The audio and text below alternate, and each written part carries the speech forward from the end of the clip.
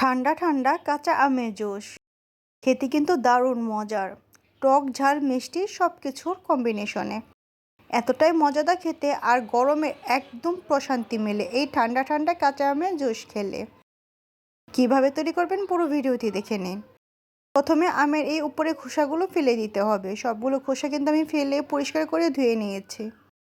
এখন এটা piece piece করে কেটে নেব, একদম ছোটো ছোটো পিস করে কেটে নেব, যাতে এটা ব্লেন্ডারে ব্লেন্ড করতে আমার খুব সুবিধা হয় তার জন্য। তো সবগুলো আম আমি একইভাবে পিস পিস করে কেটে নিলাম। এখন এই সবগুলো আম ব্লেন্ডারের মধ্যে দিয়ে দিব। এই আমের জুসটা তৈরি করা কিন্তু খুবই সহজ, আর খেতেও কিন্তু দারুণ মজাদার। আমগুলো সব আমার ব্লেন্ডারে দিয়ে দেওয়া হয়ে গিয়েছে। এখন এর মধ্যে দিয়ে দিব 1 কাপ পুদিনা পাতা আর 3টি কাঁচামরিচ। আরও দিয়ে দিব এখানে বিট লবণ 2 চামচ পরিমাণ, একদম ভরে ভরে দিয়ে দিব। দিয়ে দিব সাদা লবণ 1 চামচ পরিমাণ ভরে ভরে। জিরা ফাঁকি 1 চামচ পরিমাণ। আপনারা যতটুকু পরিমাণ আমের জুস তৈরি করবেন সেই পরিমাণ বুঝে এখানে সব রকম মশলা দিয়ে দিবেন। এরপর এটা পানি দিয়ে ব্লেন্ডারে ব্লেন্ড করে নেব। আমি এর মধ্যে 2 কাপ পরিমাণ পানি দিয়ে প্রথমে ব্লেন্ডারে ব্লেন্ড করে নিচ্ছি। আমি কিন্তু এখন এর মধ্যে চিনি ব্যবহার করিনি, চিনিটা ব্যবহার করব আরও পরে। এই তো এখনও কিন্তু এটা পুরোপুরিভাবে ব্লেন্ড হয়নি, এখনও অনেকটা দানা দানা ভাব আছে। এটা খুব মিহি করে আমি ব্লেন্ডারে ব্লেন্ড করে নিব। আবার আমি ব্লেন্ডারে দিয়ে দিলাম, এটা আবারও ব্লেন্ড করে নিচ্ছি 2 মিনিটের মতো। 2 মিনিট পরে এর দানা দানা ভাবটা কিন্তু চলে গিয়েছে। এটা খুব মিহি করেই ব্লেন্ড করা এখন হয়েছে। এখন এর মধ্যে দিয়ে দিব চিনি 6 টেবিল চামচ পরিমাণ। যেহেতু আমি কাঁচা আমের জুস তৈরি করছি, তাই কাঁচা আমের কালার টানার জন্য আমি এখানে সবুজ রঙের ফুড কালার দিয়ে দিলাম। এটা সম্পূর্ণ অপশনে, আপনাদের ইচ্ছা হলে দেবেন, ইচ্ছা না হলে দিবেন না।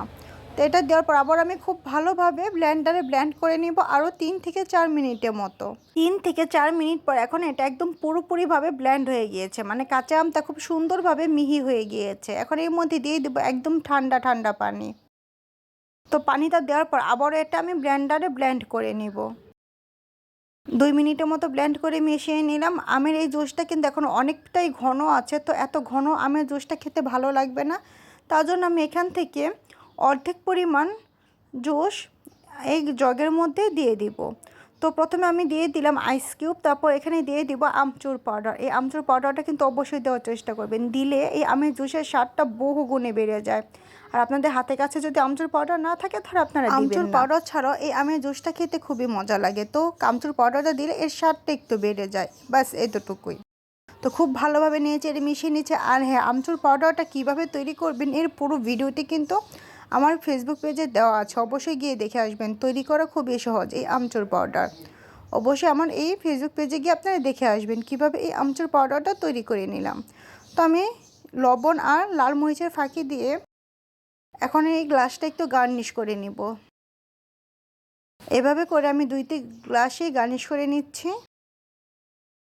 প্রথমে এই গ্লাসের মধ্যে দিয়ে দিব আইস কিউব, এরপর দিয়ে দিব লেবু। আমি লেবুটা গোল গোল করে চিকন চিকন করে কেটে নিয়েছি যাতে দেখতে সুন্দর লাগে। এখন আমের জুসটার মধ্যে দিয়ে দিলাম। এই কাঁচা আমের জুসটা তৈরি করা খুবই সহজ, যে কেউ তৈরি করে ফেলতে পারবে।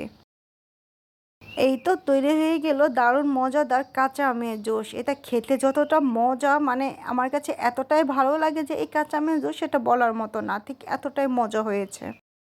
গ্যারান্টি দিয়ে বলছে, বাসায় অবশ্যই আপনারা একবার তৈরি করে খেয়ে দেখবেন, এতটাই মজা হয় খেতে। তো ভালো থাকবেন সবাই।